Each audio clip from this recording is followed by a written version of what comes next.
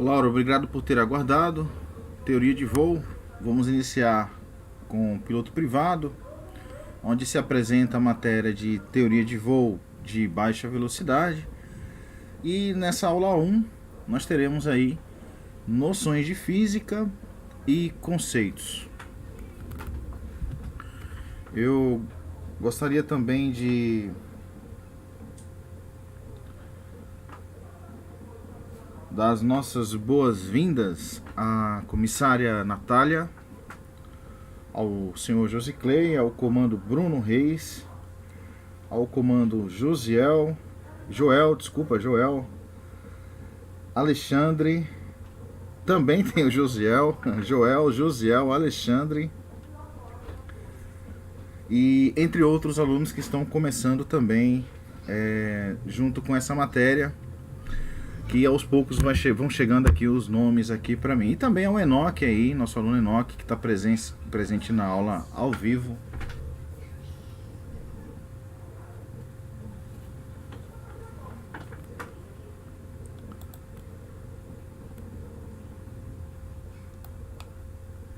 Bom, eu sou esse que está aí na sua telinha, gente, entre as aeronaves, ok? Instrutor Sérgio. Nosso instituto é o Instituto Comunidade de Aviação, com cursos online na área de aviação.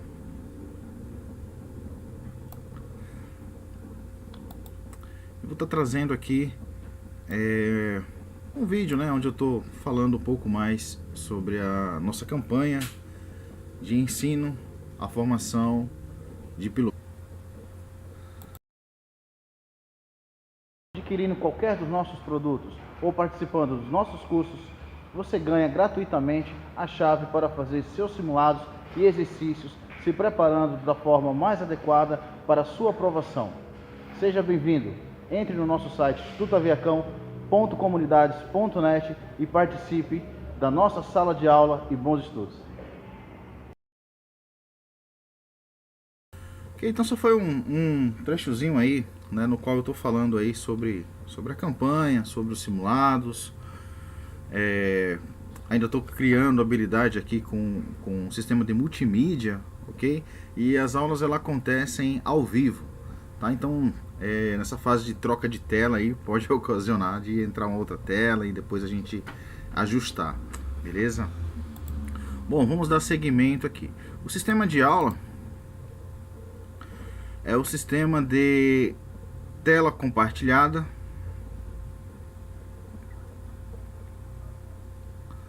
onde teremos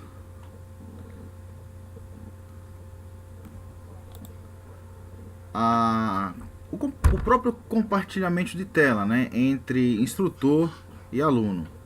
Então, vocês vão estar visualizando a tela que eu vou estar aqui trabalhando, fazendo os ajustes, fazendo as explicações e assessorando todo o ensinamento, unindo as imagens às explicações. Então, nós vamos compartilhar a mesma tela durante o processo de aula. Sobre os livros, né? Muitas pessoas perguntam quais são os livros que deve estudar, se tem algum livro indicado, se tem algum livro melhor. Bom, nós não atuamos limitados a um único livro, mas nós temos os nossos livros recomendados como livro foco. Então está na sua tela aí o livro foco para o curso, no valor de R$ 55, né? É só entrar em contato com a gente que nós temos todos os livros à disposição. E também você pode utilizar outros livros que for de sua escolha, né? O livro ele é opcional, é a opção do aluno. Então existe também um livro intermediário que nós consultamos, apresentamos comparações, termos de estudo, e outros livros que são os livros tira-teima, que é o livro a própria escolha do aluno, ou algum livro que mencione muitas vezes alguma dica, alguma explicação, né, que fica mais clara. Então temos o livro foco, que todas as matérias nós atuamos com um determinado livro foco. Está aí a imagem na sua tela, escrito ali com a setinha livro foco.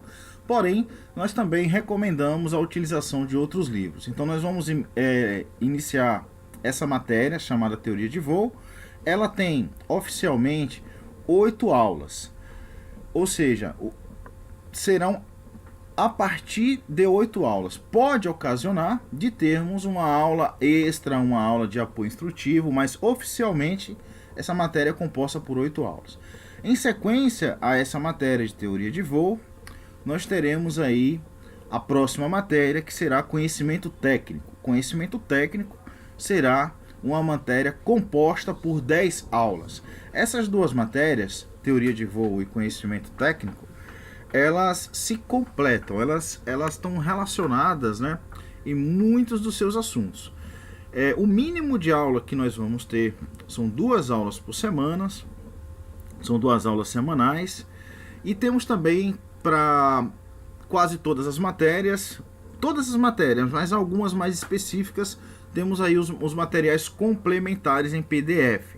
Caso você deseje um material complementar, é só solicitar aqui a nossa coordenação ou a mim mesmo, entrar em contato conosco e a gente envia em PDF aí o material complementar disponível da matéria. Então também está ilustrado o livro foco que nós utilizaremos para a capa aí do livro foco, que nós utilizaremos para conhecimento técnico. Se você tem algum outro livro que não está nessa relação, que não está nessas imagens, não tem problema. O livro ele é opcional, é a escolha do aluno. Essas são as nossas indicações e livros que terão temas apresentados como conteúdo da matéria. Sobre o nosso site,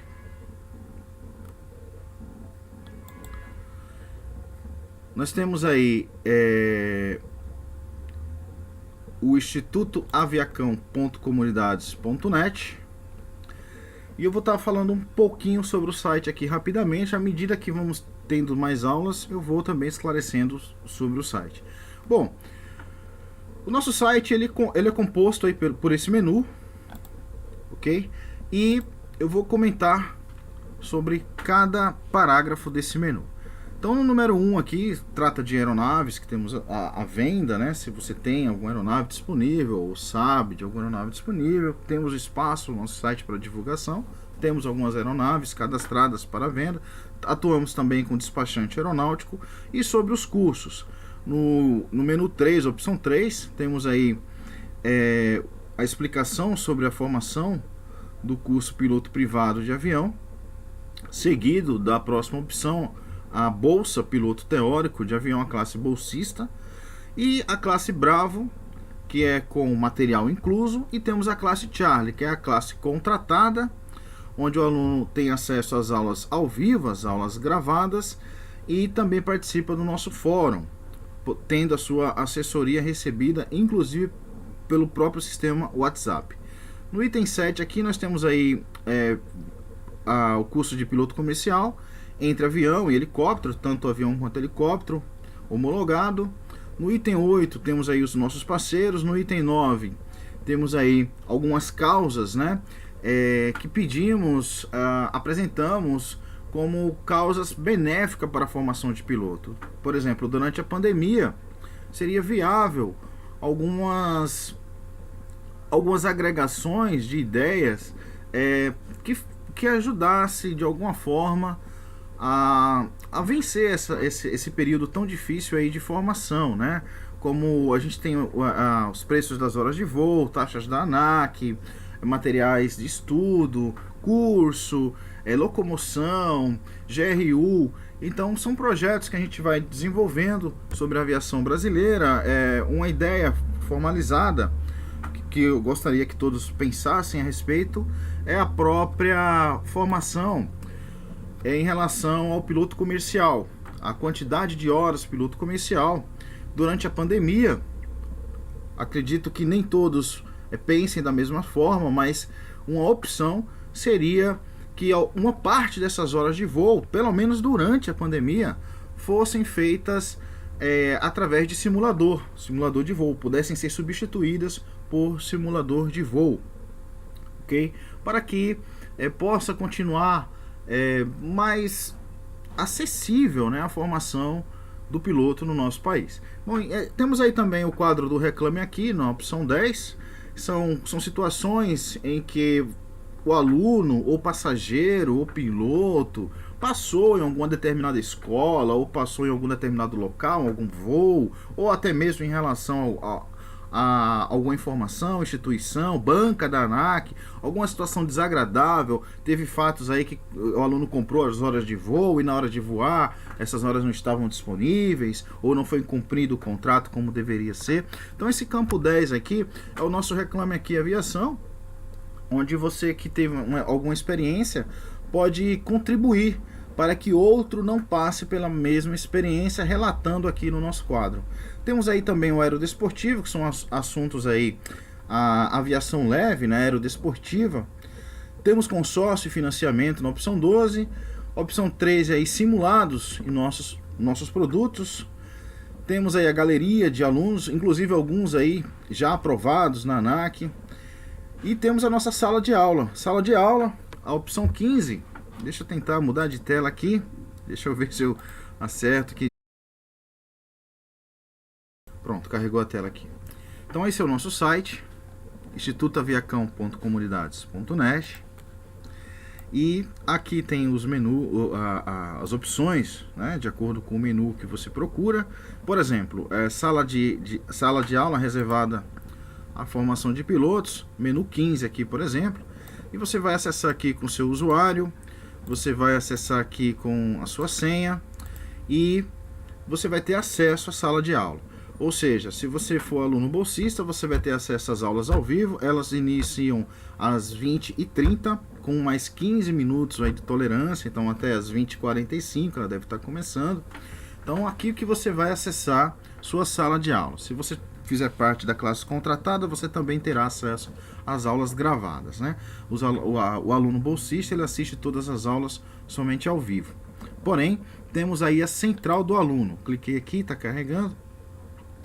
A central do aluno é onde o aluno vai enviar, o aluno bolsista vai enviar as dúvidas deles depois da aula. Ou seja, a aula tem aí 1 hora de duração. Então ele vem aqui, coloca o nome dele e envia para nós aqui, se a aula teve uma hora de duração, ou 2 horas, ou 3 de duração. Ao final da aula, ele durante a aula vai fazendo as devidas anotações, preenche com e-mail, WhatsApp e envia na mensagem a dúvida que ele tem, e nós vamos estar respondendo as dúvidas por ordem de chegada. Quem está na classe contratada pode enviar a dúvida direto aí para mim no WhatsApp, ou para a nossa coordenação, ou no nosso fórum. Então está aí apresentado o nosso site. Financiamento, né? O pessoal pergunta muito financiamento e consórcio, opção 12 aqui. Você vai preencher um formulário e a financeira e nós vamos entrar em contato com você para fazer a devida avaliação do valor que você precisa, seja para PP, para PC, ok? Lembrando que o financiamento ele demora um pouco mais para ter a resposta final e o consórcio tem uma resposta mais rápida.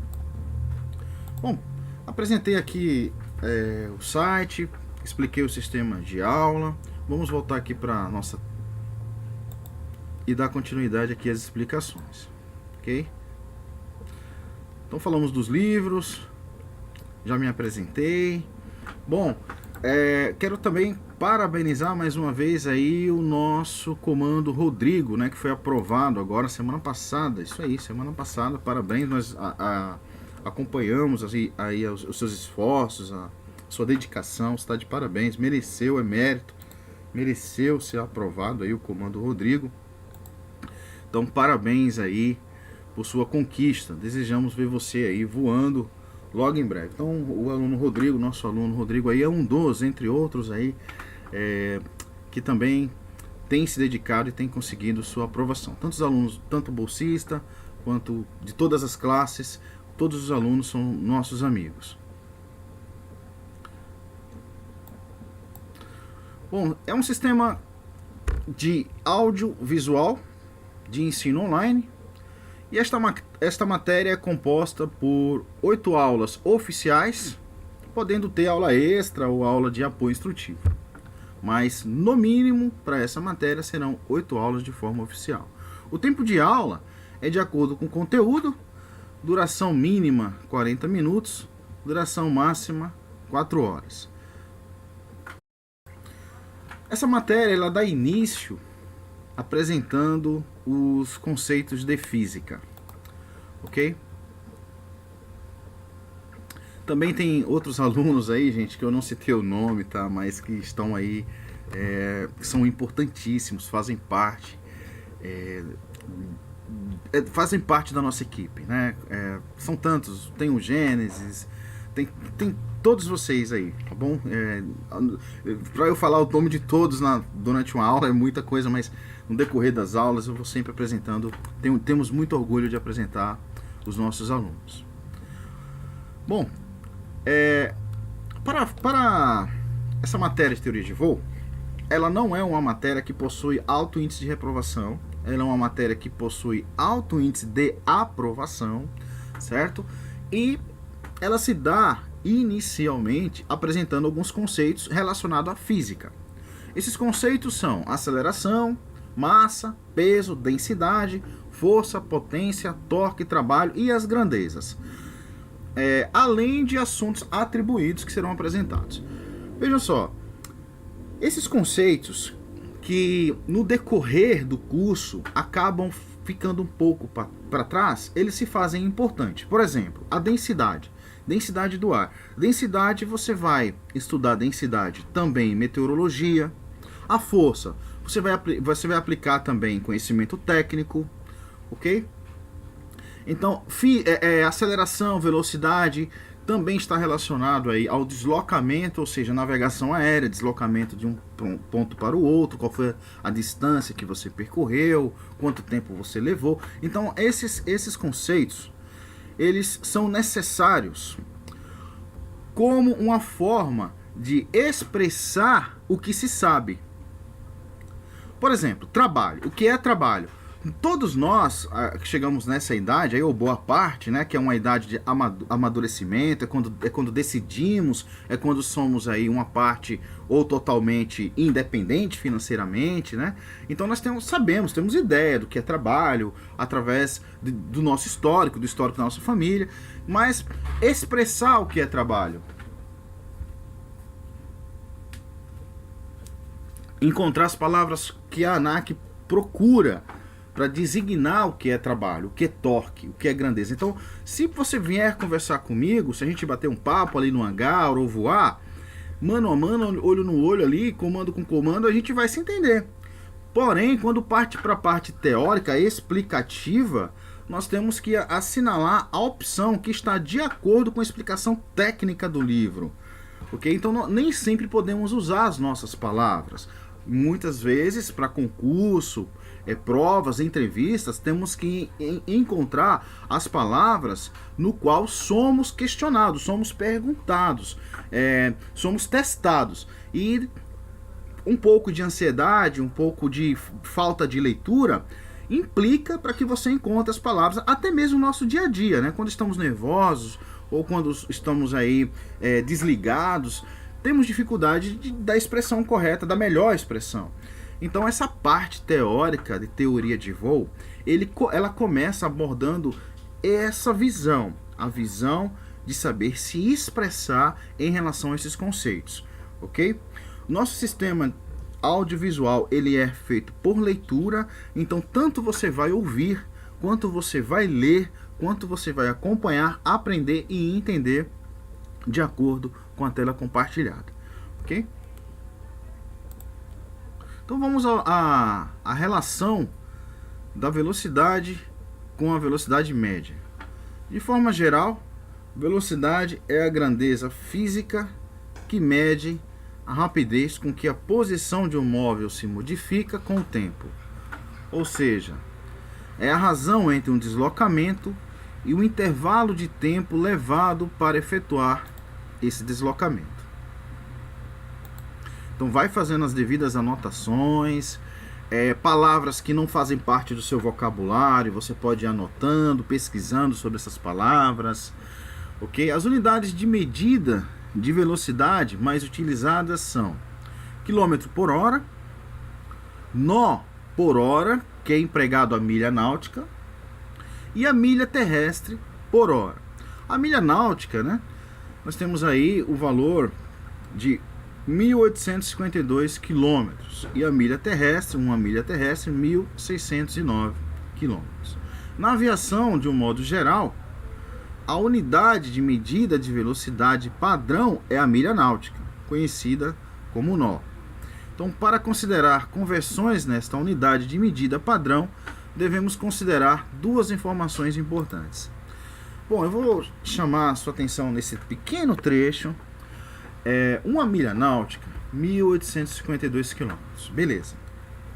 Uma informação comum, né? Uma informação corriqueira para praticamente todos os aspectos da aviação, até mesmo quem trabalha no solo. Trabalhei na TAM ali 12 anos, desde serviço de solos até atendimento de check-in. Então, o valor da milha náutica está muito envolvido com a aviação. Apesar de ter nascido de forma marítima, né? Você vê aí, náutica, né? Então veio primeiro o homem nadou, depois o homem voou. Primeiro andou, né? Depois nadou, depois voou. Então a milha náutica, uma milha náutica é igual a 1.852 metros, ou podemos acrescentar, né, quilômetros. No entanto, 1 quilômetro é igual a 0,54 milhas náuticas. Então, se você memorizar uma dessas duas informações, você pode dar de frente com a situação que você precise da outra informação. É certo que uma milha náutica, 1.852 metros, nós podemos aplicar pela forma da multiplicação e retornar pela forma da divisão. Nós vamos aprender na prática fazendo isso aí. No entanto, ignorar o valor de 1 quilômetro pode ser prejudicial no seu avanço em relação a outras matérias. Então, uma milha náutica, 1.852, e 1 quilômetro, 0,54. Ok? Então, 1 quilômetro é igual a 0,54 milhas náuticas. Então, essas duas informações, elas precisam estar grudadas, relacionadas, porque pode te cair sobre a comparação de quilômetro para milha náutica e também de milha náutica para quilômetro. E também tem formas, né, outras formas que a gente vai estar ampliando aí para você sair direto de milha náutica para milha terrestre, sem passar por metro, por quilômetro, beleza? Mas você precisa desses valores de forma mental, porque você precisa lembrar deles para poder colocar no seu cálculo. Bom, a aceleração, chamamos de aceleração um objeto ou uma parte de um corpo quando relacionamos com a taxa da variação da velocidade. Ou seja, a aceleração ela varia com o tempo. Se a velocidade é constante, isto é, não varia com o tempo, a aceleração não existe, ela é nula. A aceleração de um corpo é definida como a taxa de variação da velocidade, ou seja, é a rapidez com que a velocidade muda em uma determinada unidade de tempo. Uma forma padronizada de calcular a aceleração é dividindo a velocidade pelo tempo. Então, a fórmula da aceleração é a divisão da velocidade pelo tempo, mas esse é só o primeiro passo. Porque depois você vai precisar transformar em milhas náuticas, ou de milhas náuticas para quilômetros, ou para milhas terrestres. Então veja só, calcular a aceleração e informar a distância percorrida em milhas náuticas. Então se dá a necessidade dos dois valores em relação à milha náutica. Quantos quilômetros tem uma milha náutica? E quantas milhas náuticas tem 1 quilômetro? Ok? Não vamos esquecer dessa informação. Bom, sobre massa, estamos passando aí por conceituação, né? É a expressão de explicar os porquês de determinadas grandezas. Bom, a massa é uma grandeza física fundamental e, a grosso modo, o mesmo que a quantidade de matéria contida no corpo. Já o peso é a força gravitacional sofrida por um corpo na vizinhança de um planeta ou de corpo celeste de massa significativa. Matematicamente, ele pode ser descrito como produto, a multiplicação entre massa e a aceleração da gravidade local.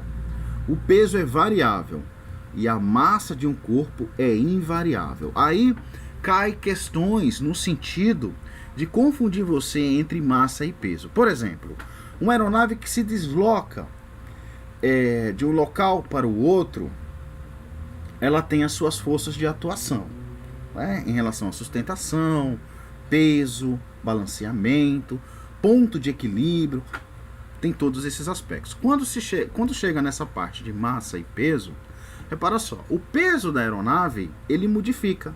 Por quê? Em voo, porque nós consumimos combustível, principalmente para piloto privado, né? Então, todos, né? Mas de forma já iniciando esse conceito no piloto privado.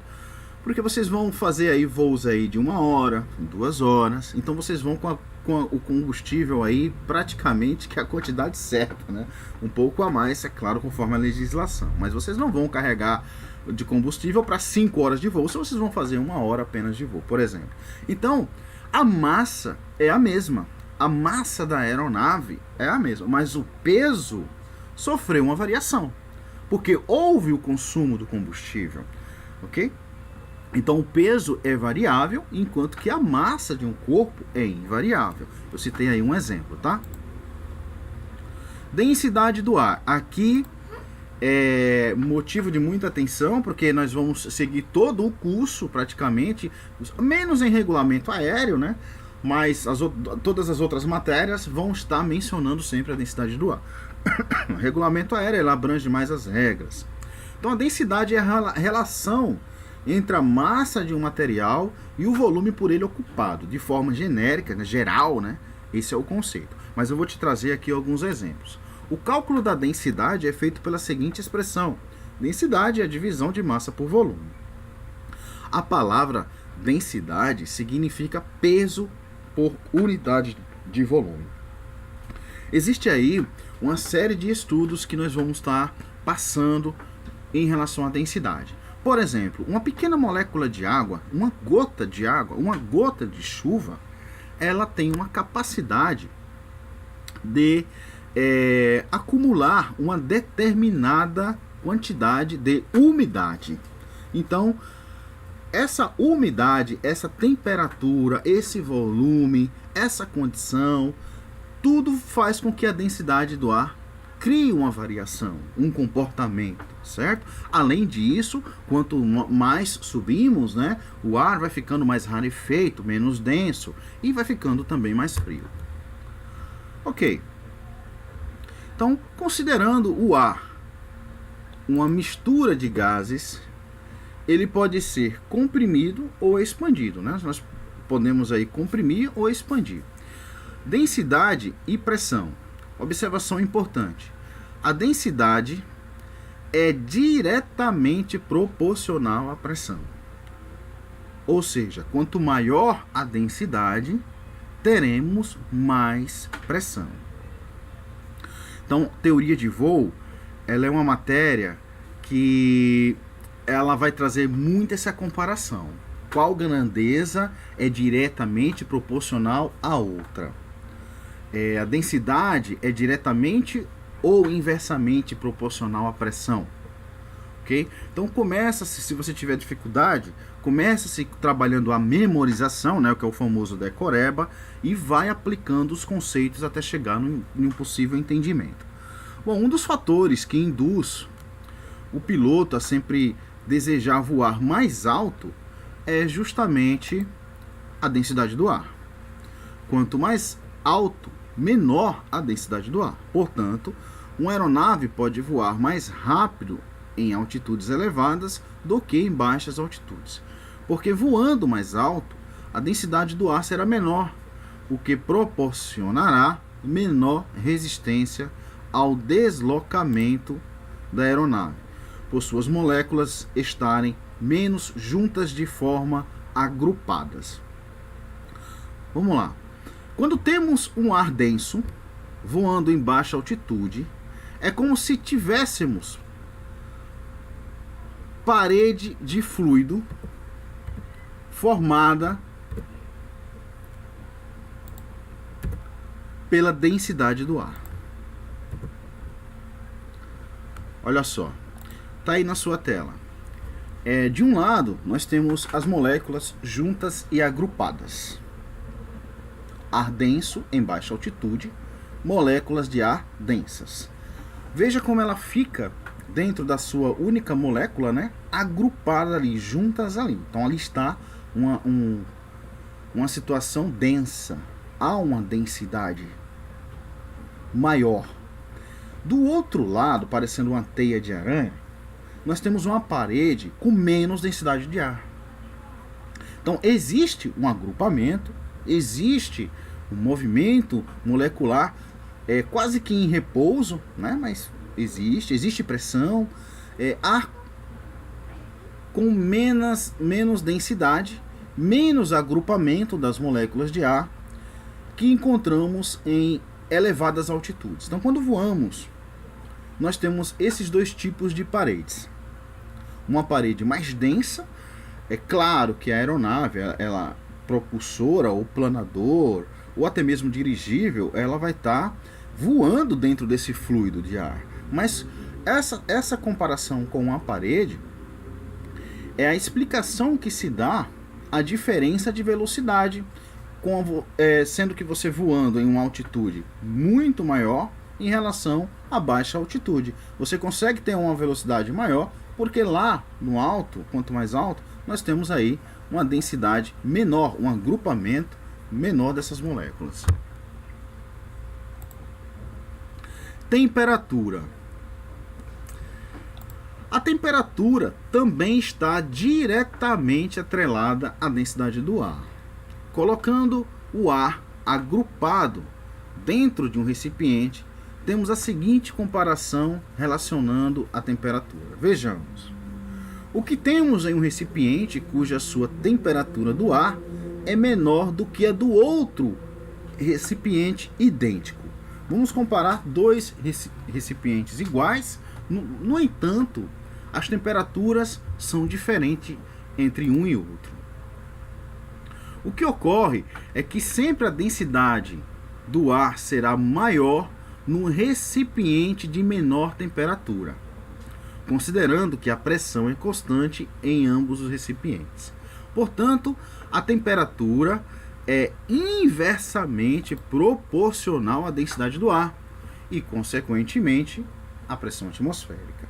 Olha só, eu coloquei ali uma vela na sua tela, né? Ela está provocando ali uma temperatura. E pode perceber que o lado que está a vela, as moléculas estão mais agitadas. Então aqui podemos perceber claramente, com este exemplo ilustrativo, as moléculas quentes ficando agitadas e desagrupando conforme a temperatura aumenta. Enquanto o lado frio, a densidade do ar permite a junção, o agrupamento dessas moléculas.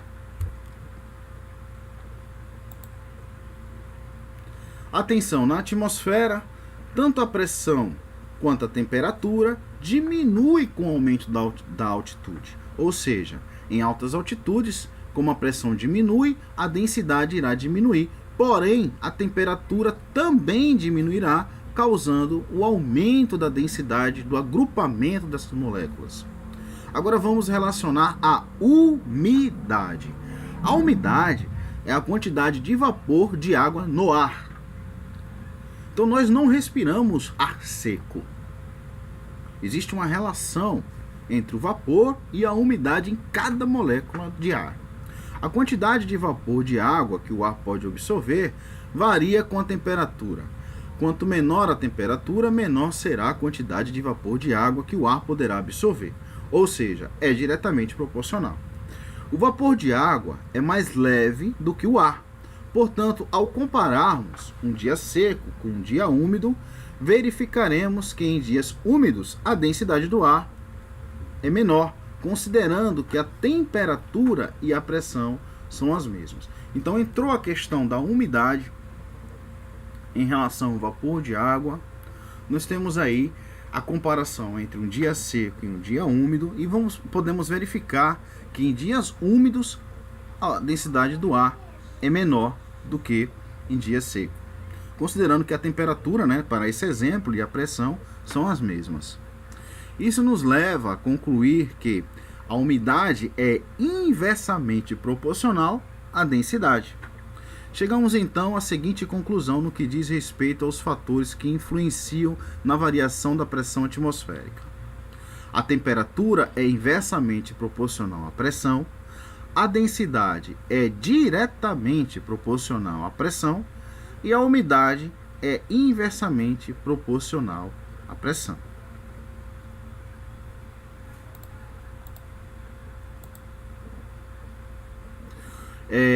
Na descrição do vídeo, da aula, ou até mesmo no nosso site, tem o nosso WhatsApp, tá? Se você desejar, durante a aula, entrar em contato conosco, ou depois da aula, ou qualquer momento de sua preferência, é só no momento da aula, nós também estamos aí na fonia aí com vocês via WhatsApp, ok?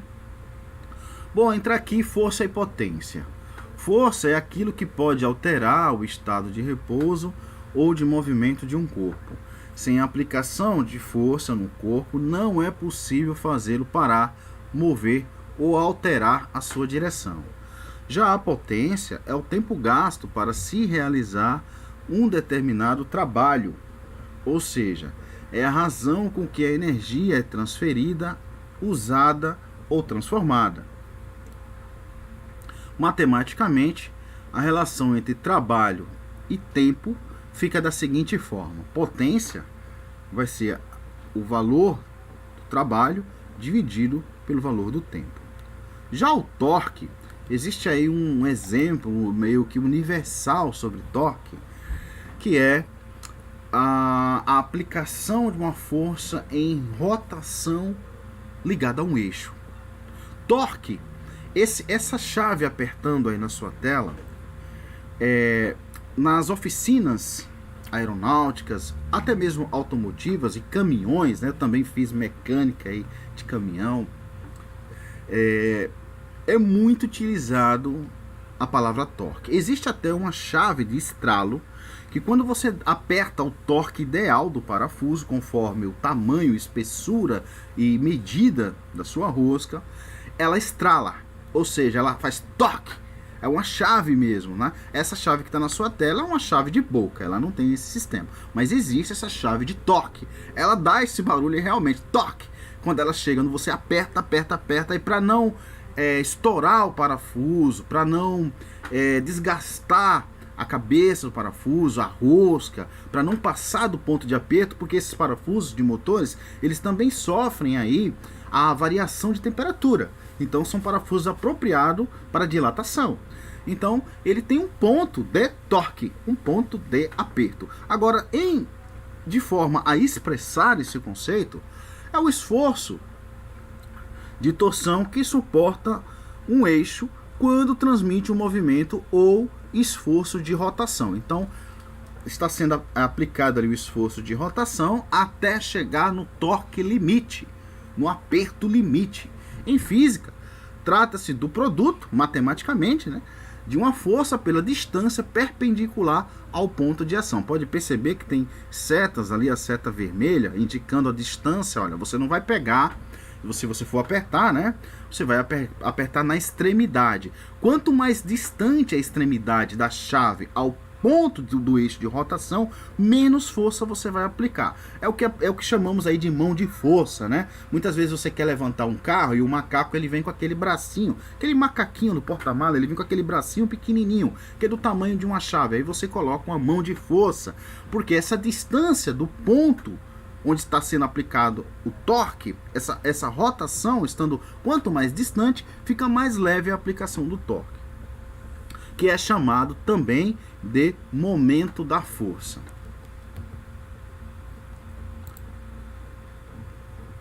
E o que é trabalho? Como você explicaria o que é trabalho? Será que o nosso convidado aí, o Tom, ele está trabalhando?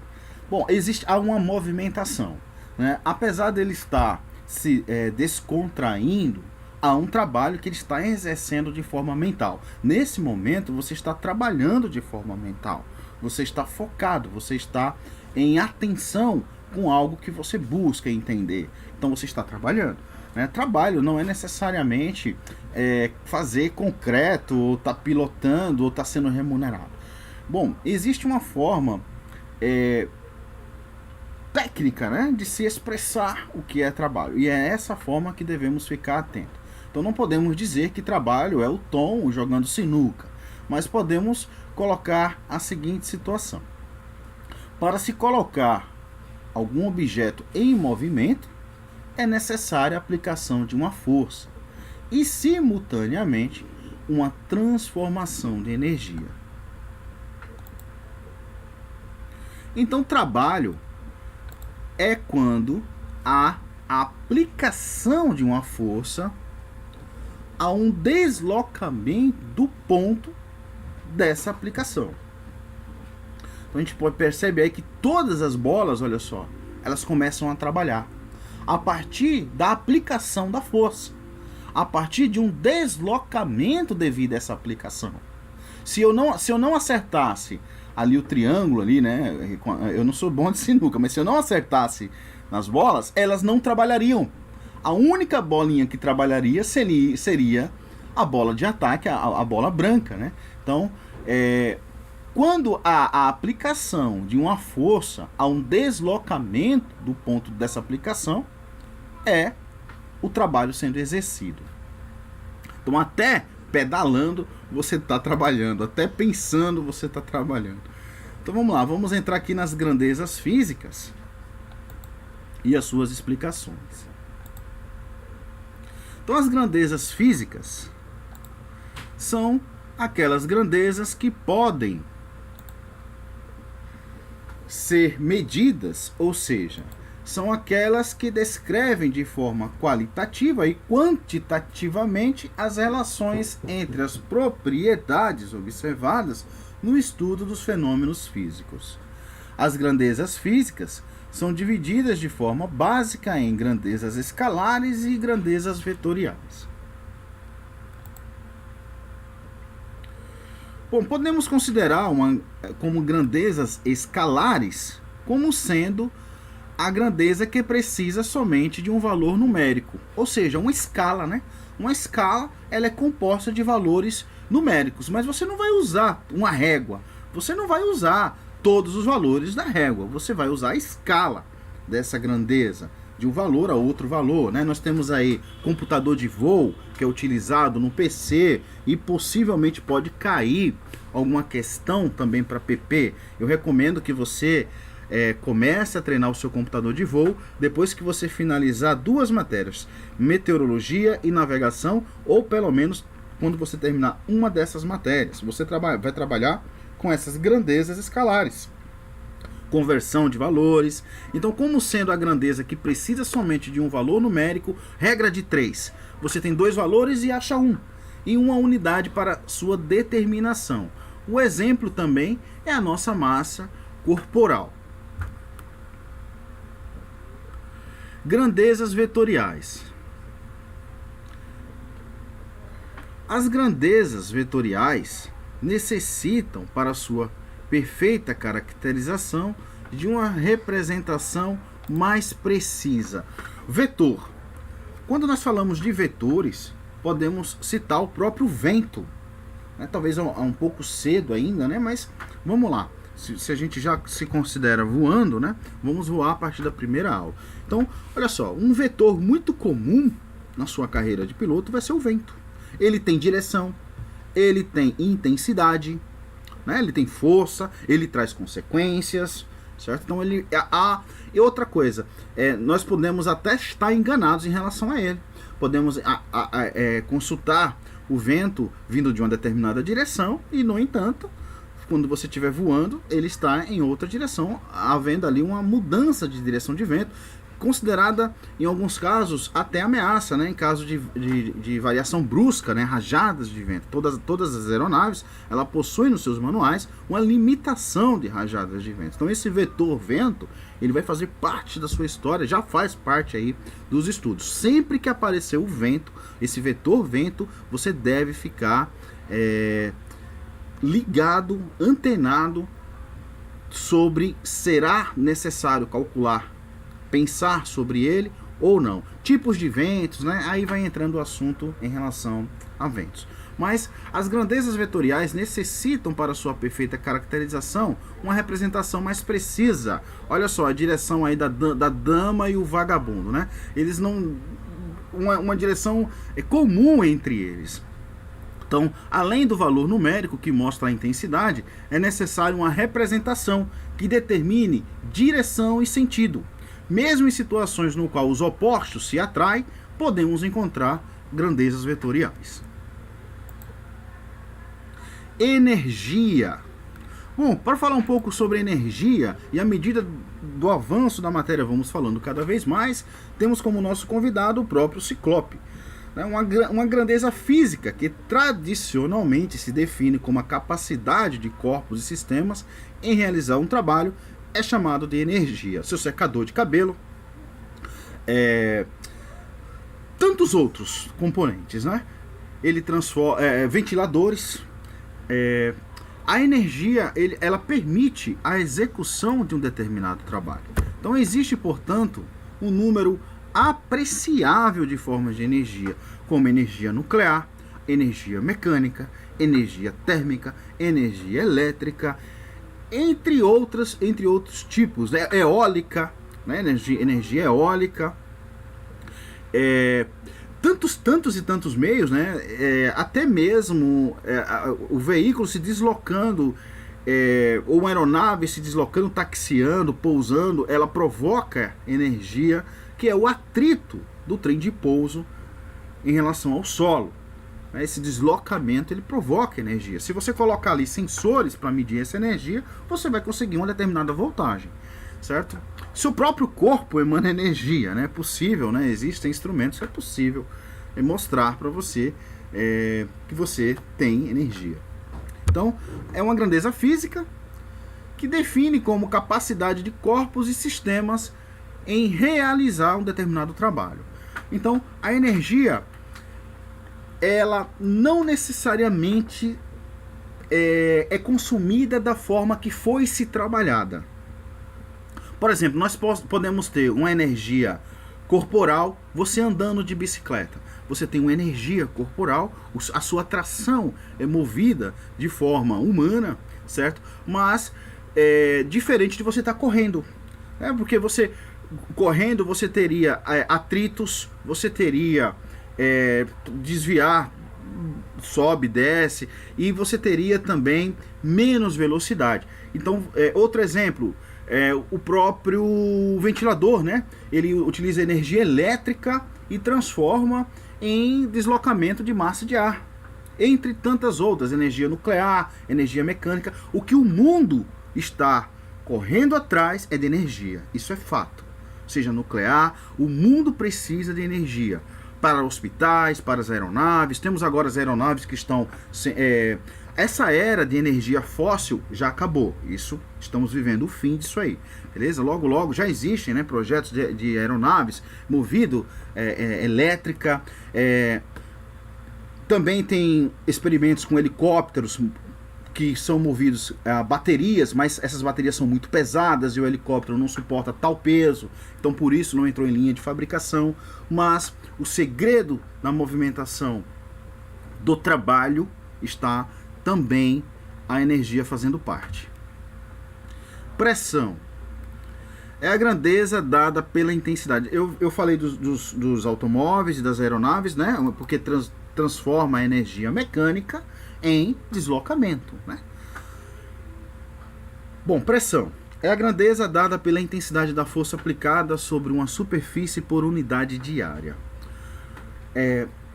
Falamos já sobre a pressão em comparação à densidade do ar, fizemos aí também em relação à umidade, beleza? E aqui nós começamos a entrar em dois tipos de pressões, no qual atuam diretamente a um sistema de instrumentos básicos de voo. Ou seja, são os instrumentos beabá, iniciais. Primeiro engatinhar. Esses instrumentos são os básicos. Nós não podemos ter confusão entre eles, porque depois deles vão entrar muitos outros. Então a gente está chegando na direção desses instrumentos. São os instrumentos mais cobrados em provas, mais comentados aí nos aeroclubes, universidades, e que mais também supervisionamos em voo, né? Olhamos para fora, olhamos para o painel, olhamos para fora, olhamos para o painel. Você conseguiria, por exemplo, se eu tampar esses instrumentos, você conseguiria perceber que a aeronave está descendo, que a aeronave está subindo, ou que ela está curvando? Você teria esse tato, você teria essa capacidade de se atentar e corrigir uma aeronave sem olhar para o instrumento? Olha, essa aeronave está descendo, estou percebendo que ela está descendo. O vento está me jogando para a esquerda, o vento está me jogando para a direita, então eu vou corrigir minha proa. Então, você precisa entender desses instrumentos para que você possa ter ideia da importância desses instrumentos. Até mesmo com o avanço tecnológico, houve um avanço dos instrumentos.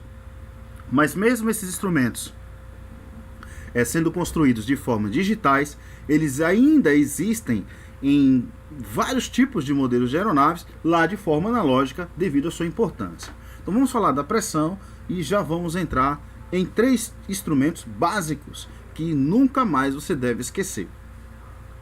Pressão é a grandeza dada pela intensidade da força aplicada sobre uma superfície. Então a pressão pode ser estática ou dinâmica. Pressão estática podemos explicar como sendo a pressão exercida por um gás em repouso, ou seja, de forma teórica, sem movimento ou quase nenhum movimento. Então essa é a pressão estática, é a pressão propriamente dito, né? A pressão parada. E dinâmica é de movimento. Então a pressão estática é a pressão que age da mesma forma em todas as direções. Já a pressão dinâmica é obtida convertendo-se a energia cinética em energia de pressão. Ou seja, devido à movimentação de moléculas. De forma mais simples, é a pressão de um fluido ocasionada pela velocidade do escoamento desse fluido.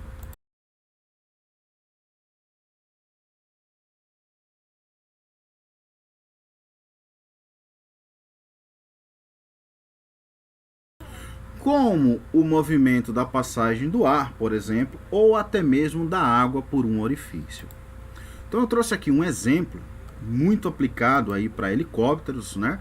Pouco comentado aí para asa fixa, mas ele existe em todos os tipos de perfis, beleza? Tanto avião, submarino, helicóptero, espaçonave, seu próprio veículo, tá? Vou falar sobre efeito. Eu te apresento aí coanda. Coanda, olha só, se você abrir sua torneira e colocar uma colher, aquela parte da colher ali, ó, ela como se fosse o perfil, a parte superior de uma asa, e a água seria o filamento do fluido do ar em contato com ela. Olha o que ocorre, tá? Então, esse efeito se chama efeito coanda. Eu apliquei o exemplo, né, utilizando o fluido água, beleza? Mas é aplicável a qualquer tipo de fluido.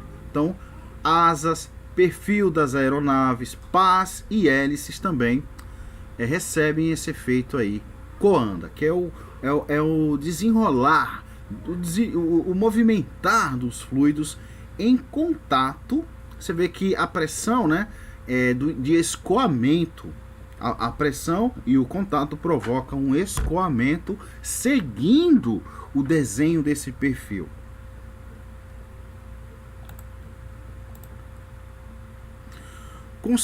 Conceituando a mecânica. É a parte da física que estuda os movimentos dos corpos, tanto em movimento quanto em repouso, fazendo análise das forças que atuam sobre os corpos em repouso e também em movimento. A atmosfera é o ambiente que a aeronave irá operar, e as propriedades da atmosfera e os seus constantes e as suas constantes mudanças influem diretamente no desempenho do seu voo. Por este motivo, precisamos memorizar a sua composição. Então, tudo que foi dito, trabalhado, explicado, cotejado, apresentado, está dentro de uma determinada atmosfera. E além disso, nós temos a composição da própria atmosfera. Então, a composição da atmosfera, de forma simples, é 78% de nitrogênio, 21% de oxigênio e 1% de outros gases. Então, nós voamos, né, em uma camada atmosférica. O ar contido na atmosfera, assim como outros fluidos, é capaz de fluir e alterar a sua forma sob aplicação de uma força moderada, como a passagem de uma aeronave que provoca a movimentação dos fluidos do ar no seu trajeto, incluindo vibrações. Eu poderia citar inúmeros exemplos, né?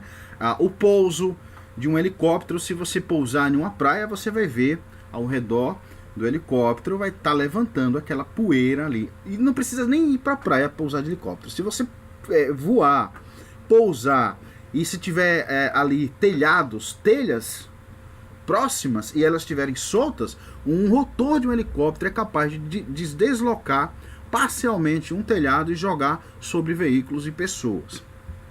Turbinas também, a simples passagem de uma aeronave, né, é capaz de provocar deslocamentos e até mesmo alguns estragos. Okay? Existem vários exemplos, tá? Não precisamos ir tão longe para pensar sobre eles. São Martin, né? Alguns chamam de São Martim ou de São Martin, né? A praia lá onde posiciona um avião e acabou sendo um global turístico ali, entre turismo e aviação, e o pessoal fica ali e recebem todo o fluido do ar que sai da turbina. Então o ar contido na atmosfera, ela também se movimenta. Ok? Se você riscar um simples palito de fósforo, que vai sair aquela simples fumacinha, ela vai se expandir na atmosfera, ela vai ocupar um espaço em algum lugar na atmosfera, ela vai se movimentar. Assim como os rios, né? O mesmo rio que corre lá na África é a mesma molécula de água que corre aqui no Brasil. Os mares, né? de certa forma, em algum momento, eles se encontram, essas moléculas se encontram. E a passagem de uma embarcação, a passagem de uma aeronave, faz com que essas moléculas se movimentem. Então nós devemos ficar atentos à aproximação, a pouso, a decolagem dessas aeronaves. No regulamento aéreo, na matéria de regulamento aéreo, existe inclusive a cobrança para vocês, principalmente de piloto privado, qual é o tempo que você deve esperar para você poder começar a decolar após o peso de uma aeronave pesada, após o peso de uma aeronave média, porque há uma movimentação desses fluidos. Muitas vezes nós não conseguimos ver, nem ouvir, mas podemos sentir. Pressão atmosférica. Bom, ainda dentro da pressão, né, um dos fatores que mais afetam o voo é a pressão atmosférica. Uma vez que ela é a responsável pelas principais alterações meteorológicas e tem grande influência na sustentação da aeronave, além de atuar em diversos instrumentos da aeronave. A pressão atmosférica, considerada como padrão ao nível do mar, é de 29,92 polegadas de mercúrio, com a medida de pressão 1013, que é considerado como seu peso atmosférico ao nível médio do mar.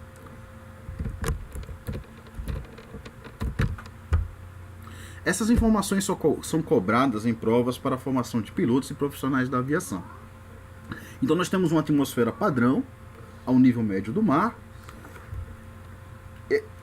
Houve uma unidade de medida chamada HPA, que pesou a atmosfera e calculou que o peso dela lá no nível médio do mar, na praia mais próxima de sua casa, ela pesa 1013 HPA e em relação a polegadas de mercúrio representa 29,92.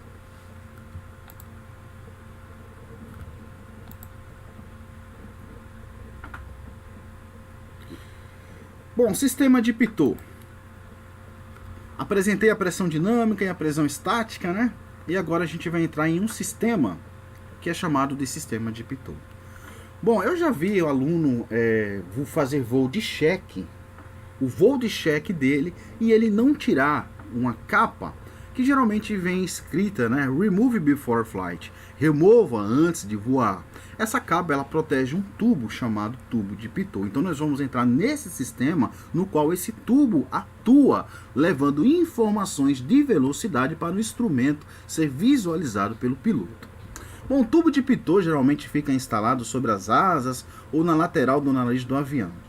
Em aeronaves supersônicas, normalmente fica situado no nariz da aeronave. O tubo de Pitot trata-se de um objeto na forma de tubo, com 3 orifícios, sendo 2 que recolhe a pressão estática e um terceiro que recolhe a pressão dinâmica. Esse terceiro orifício que ele coleta essa pressão dinâmica, ele é instalado no ponto obrigatório do velocímetro. É como se fosse o nariz do velocímetro. Você encaixa esse orifício no velocímetro. Então o velocímetro ele vai receber a pressão estática por uma tomada estática e esse orifício que é o nariz do velocímetro para ele respirar a movimentação da dinâmica e te comparar em relação ao seu deslocamento e vai informar para você qual é a sua velocidade em nós. A diferença matemática entre os dois tipos de pressão determina a velocidade média da aeronave. Este tubo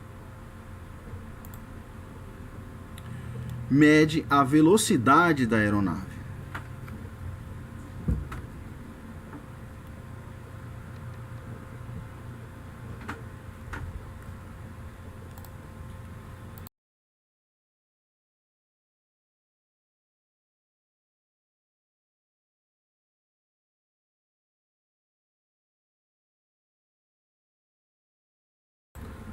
A diferença matemática entre os dois tubos de pressão determina a velocidade média da aeronave.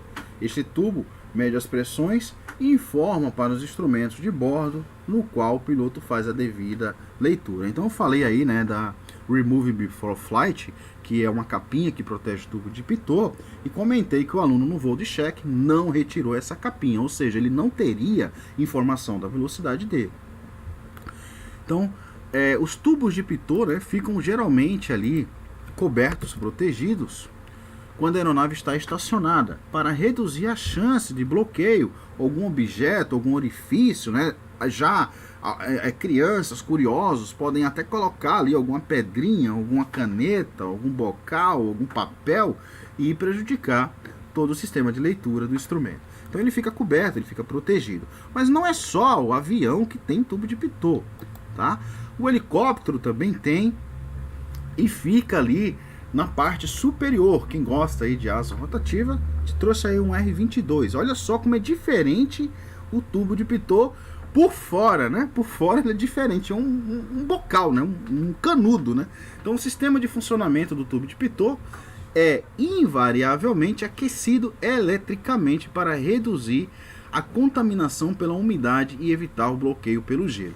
Então ele possui um sistema ali semelhante ao chuveiro da sua casa, que é uma resistência, e essa resistência esquenta e evita a formação de gelo. Okay? Claro que varia de modelo para modelo de aeronave. Basicamente esse é o sistema.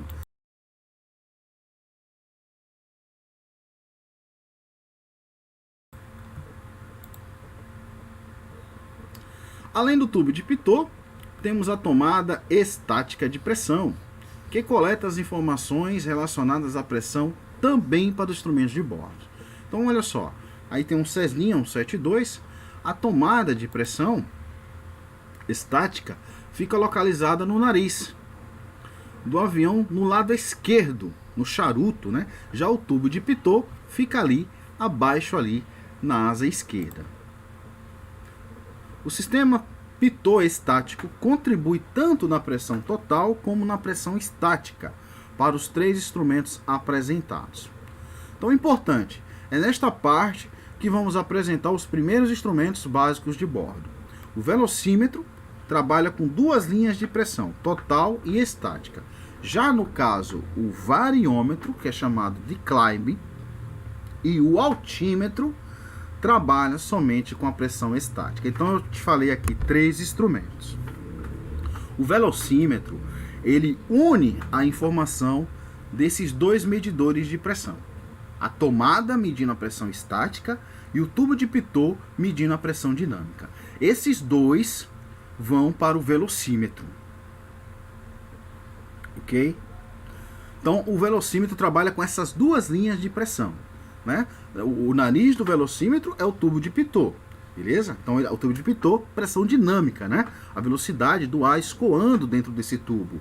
E o altímetro e o climb, ele indica aí o variômetro, a variação, se você está subindo a quantos pés, se você está descendo a quantos pés. E o altímetro, que vai te indicar a sua altitude, trabalha somente com a pressão estática.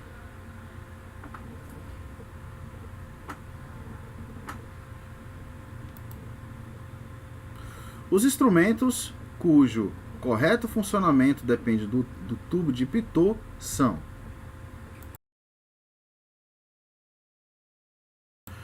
altímetro, velocímetro e climb.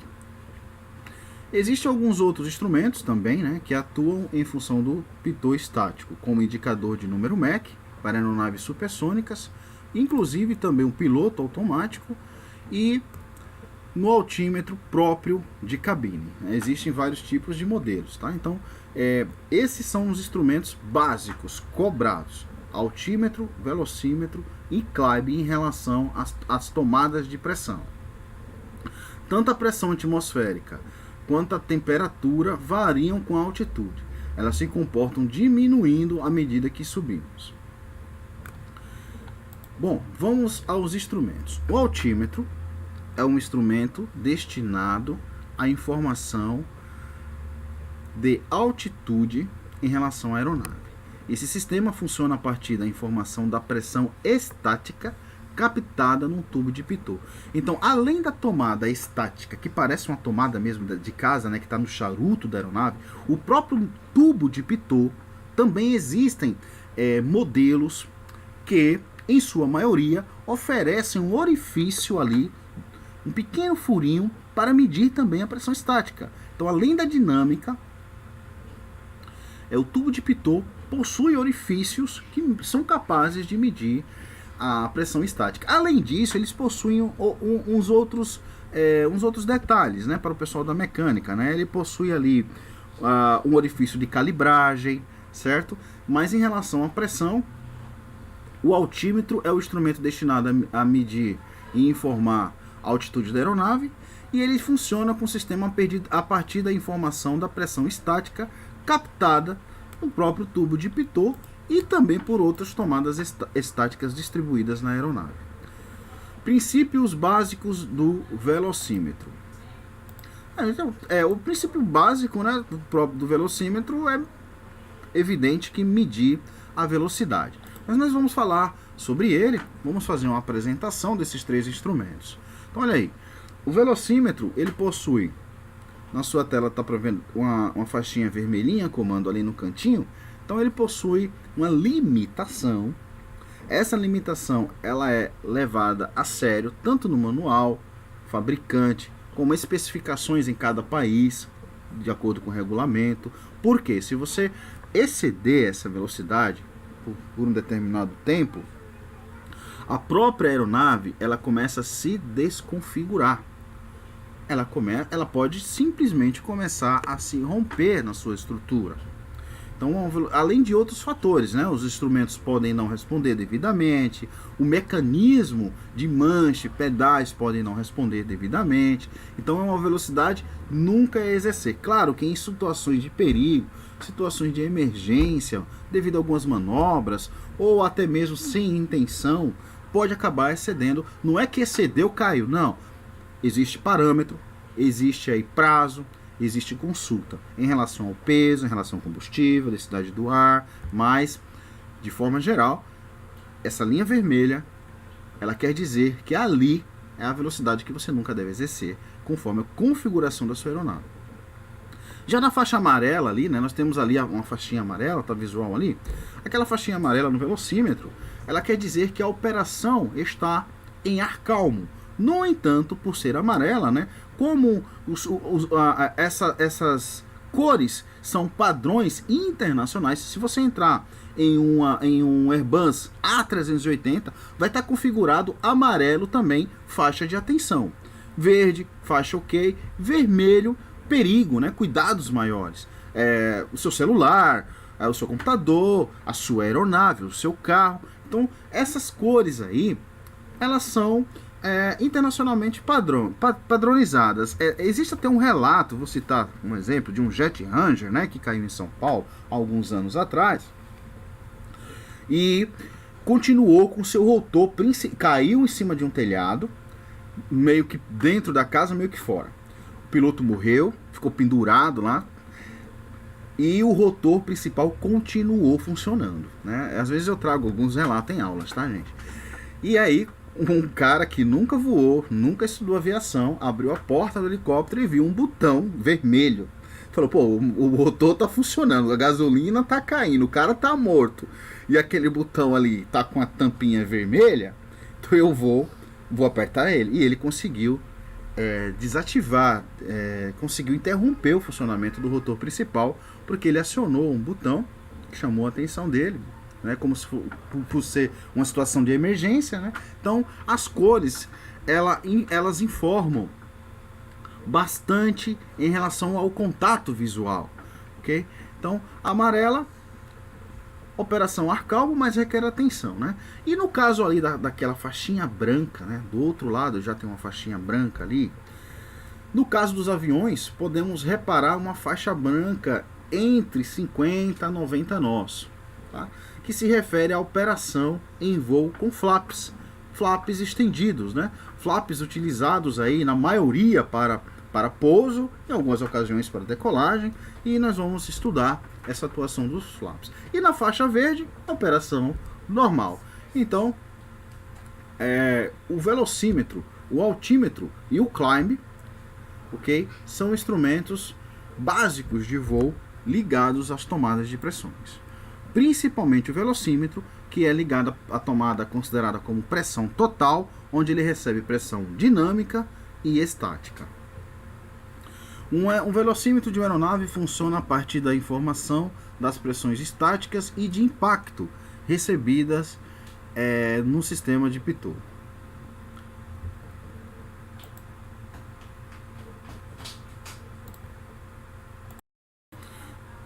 Se uma aeronave estiver parada e receber vento, mesmo que soprado, ela pode até te informar alguma velocidade no instrumento. Porque esse vento soprado no tubo de pitot sensibiliza, né, de forma dinâmica ao seu deslocamento os sensores e haverá informação de velocidade no instrumento. Agora vamos entrar no Climb. Bom, o Climb é um indicador de subida e descida, por isso que recebe o nome de variômetro, né? Ele varia, né? É tanto que se você tiver na fonia, né? Estou descendo numa razão de 300 pés. Quando você olhar para o instrumento de novo, você já está a 400 pés. 1 minuto, alguns instantes que você soltar ou puxar mais os comandos da aeronave, os instrumentos, no momento seguinte, já vão te mostrar que isso ocorreu. Então, quando há um acidente, quando há uma queda, incidente, os técnicos, eles precisam recolher os instrumentos exatamente na forma em que eles pararam de funcionar. Aquela última informação dele ali, quando a área ela é cercada justamente, além dos perigos, né, justamente pela preservação dos instrumentos. Claro que existe aí vários tipos de modelos, caixa preta, existe uma série de fatores, mas os instrumentos, eles são fundamentais para o estudo e levantamento do que aconteceu naquele último instante dentro da aeronave. Em alguns casos, até relatos, brigas corporais, discussões ou desorientação espacial. Existem vários tipos de exemplos. Bom, o Climb aí, ele está numa razão, olha só, o ponteiro está marcando ali, ó. Se você estivesse voando comigo agora, ele estaria marcando uma razão de subida, nós estaríamos subindo a 100 pés por minuto. Veja que vai em 100, né, 200, 300 cada palitinho, até 500. Ok? Geralmente usa-se essa razão, tá, para piloto privado, não mais que 500, 500 já é muito, né?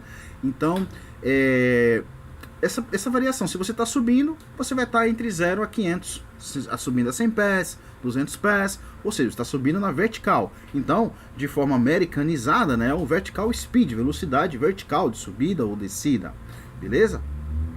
E se ele tiver do 0 para baixo, down, né, você está descendo.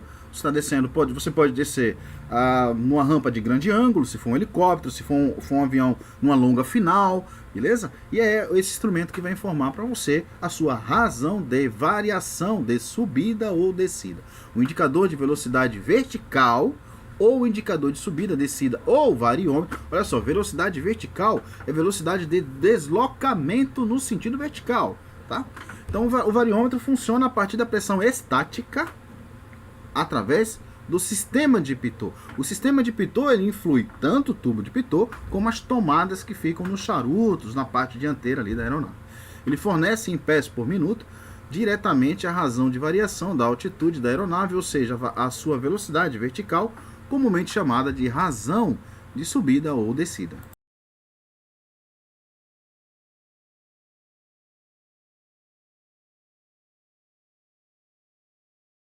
Resumidamente, temos o sistema de pitot capta 2 tipos de pressão, a pressão estática e dinâmica, o que resulta na pressão total. A pressão estática, relacionada à pressão atmosférica, envolve todo e qualquer corpo na superfície terrestre. Então, nesse momento, você está cercado por essa pressão estática, em repouso, né? Ela deixa de ser estática quando você se movimenta. E em qualquer ponto da atmosfera terrestre, é possível medir a pressão exercida sobre determinado corpo. Para efetuar esta medição, não é necessário que este corpo esteja em movimento. Então, nós podemos medir a pressão estática, né, que é a pressão dada em torno de um corpo parado, e se ele se movimentar, nós podemos medir através da pressão dinâmica. Então, podemos medir também o corpo parado através da pressão estática. Na aeronave, as tomadas estáticas são responsáveis em captar a pressão estática e enviá-las para as linhas que alimentam. Os instrumentos que necessitam, que alimentam os instrumentos que necessitam para o funcionamento correto. As tomadas estáticas geralmente ficam localizadas nas fuselagens, né? E o tubo de pitot, geralmente, a aeronave de pequeno porte, geralmente ali nas asas. Algumas aeronaves possuem uma tomada estática alternada, pois caso haja obstrução na tomada principal, a alternada é capaz de suprir o sistema. Olha aqui, ó, aqui nós temos duas, tá vendo? Ó? Outro tipo de aeronave, uma aeronave de maior porte, né? Aqui nós temos uma, ok? Então, algumas aeronaves possuem até mais de uma tomada estática, né? Aeronaves da Gol, por exemplo, e tantas outras. Bom, antes de qualquer voo, o piloto, você é responsável por checar as tomadas estáticas, verificando se estão obstruídas, o que poderá causar erro na indicação dos instrumentos alimentados pelo sistema de pitot. A pressão estática é exercida em qualquer corpo, esteja ele em movimento ou repouso. Esse movimento em relação à estática não é um movimento igual o da dinâmica, tá? É um leve movimento ou repouso, ok? Agora, se for um leve movimento, a pressão estática também consegue medir.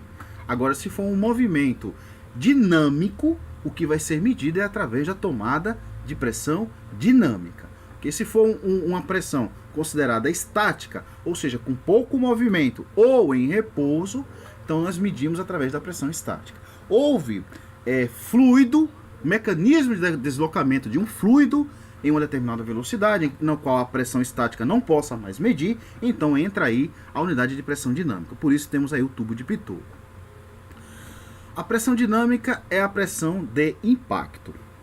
Para haver impacto, precisamos de movimento.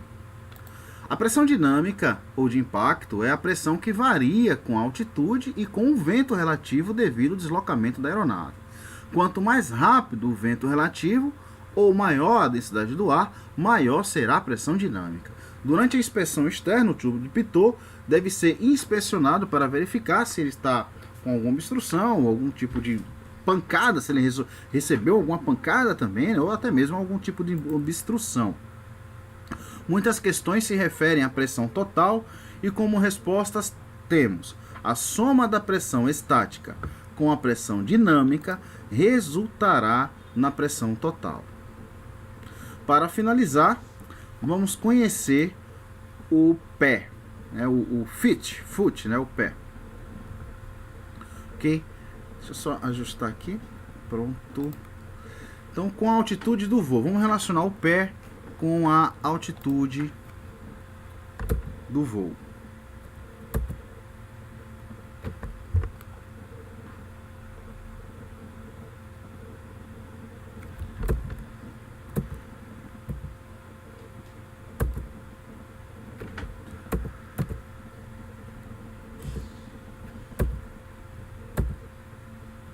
Ok.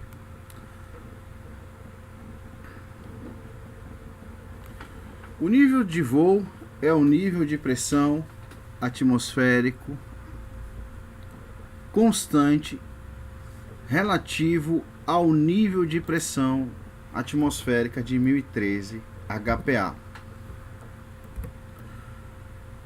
que também corresponde a 29,2 polegadas de mercúrio.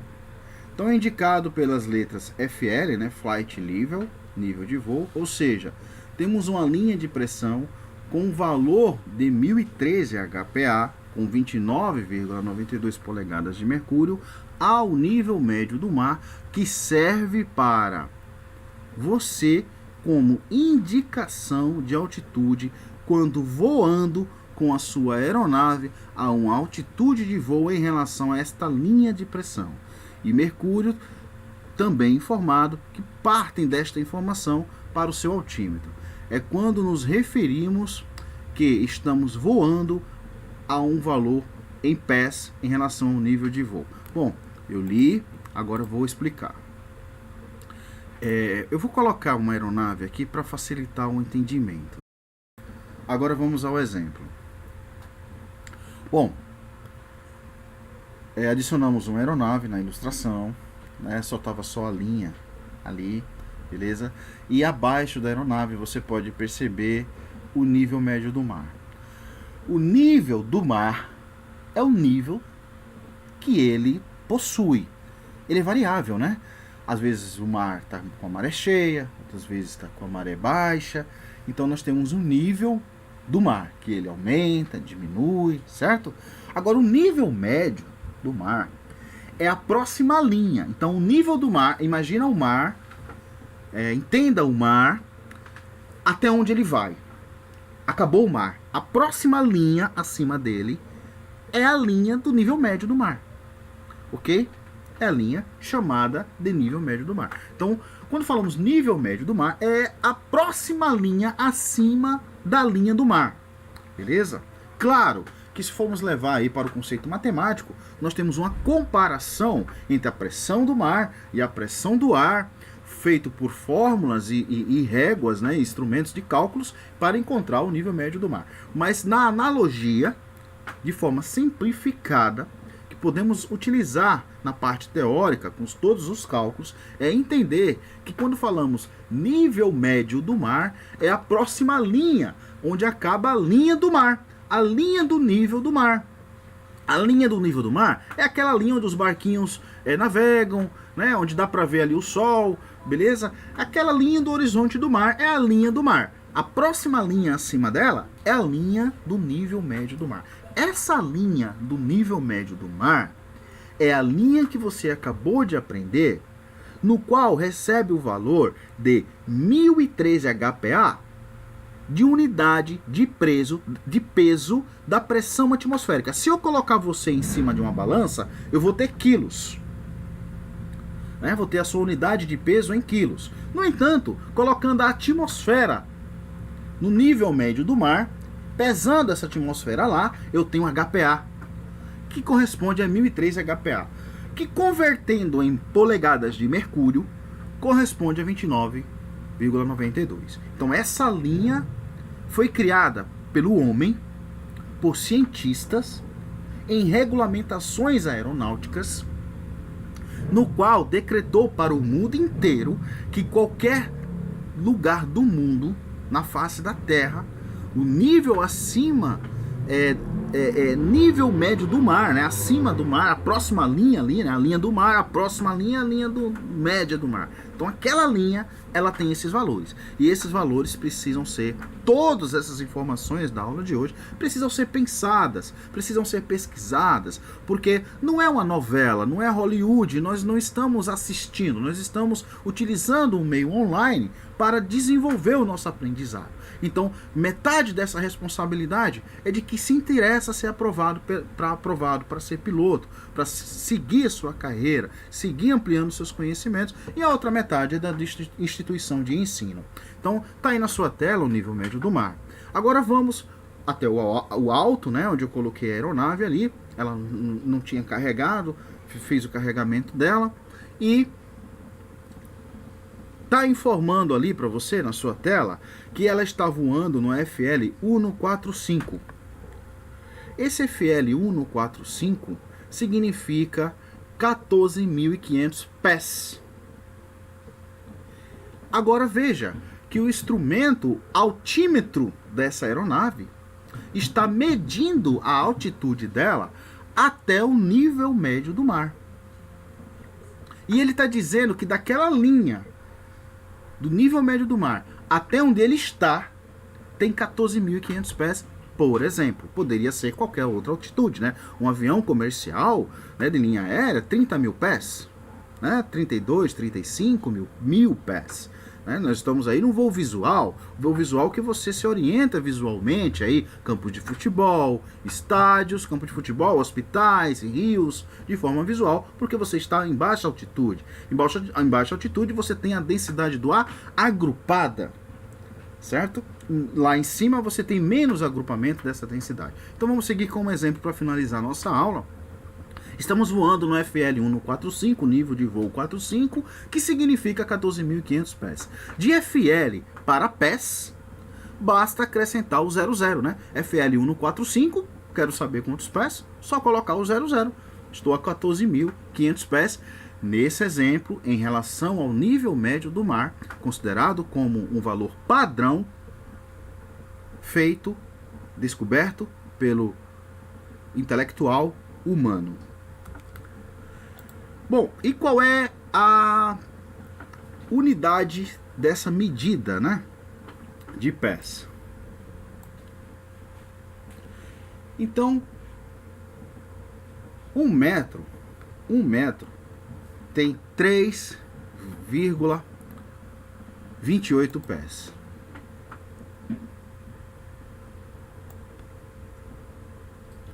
Então, sempre que você for calcular, precisar converter milhas náuticas, precisar converter pés, você precisa saber essa unidade de valor padrão. Ok, então, assim, o símbolo, né, internacional do pé, no inglês aí feet, né, no plural, foot, né, no plural feet. Então, os pés dos romanos foram medidos, ok? E utilizado aí de forma universal, internacional, né? Então um pé corresponde a 12 polegadas, tá? Mas não é necessário o valor em polegadas de pés, somente em relação à pressão padrão ao nível médio do mar. Esse sistema de medida é utilizado atualmente no Reino Unido, nos Estados Unidos e na escala do estudo da aviação.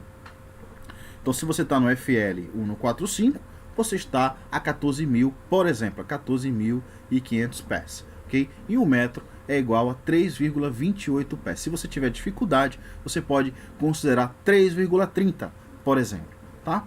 Se você tiver mais dificuldade ainda, tudo 3,33. E aí você vai trabalhar com valores aproximados, sempre com valores aproximados. Então, a cada 2 aulas, temos um novo exercício, ou seja, ao final da próxima aula, teremos o nosso primeiro exercício de teoria de voo. Não perca. Obrigado pela sua participação na aula de hoje. Desculpe aí por algum atraso de imagem ou de áudio que possa ter ocorrido. As aulas ocorrem geralmente ao vivo, né? Boa parte das aulas, 90%, são de aulas ao vivo. Então, vamos finalizar aqui a aula de hoje com o nosso sistema online de ensino. Lembrando que a nossa escala está segunda, quarta e sexta. Obrigado pela sua participação e até a próxima aula. Instrutor Sérgio, campanha Mãos Amigas da Aviação. Nossa coordenação fica aguardando o seu contato, confirmação de matrícula. Obrigado por participar das nossas aulas. Contamos com seu empenho, com sua dedicação e com seus estudos. Um forte abraço e até a próxima aula.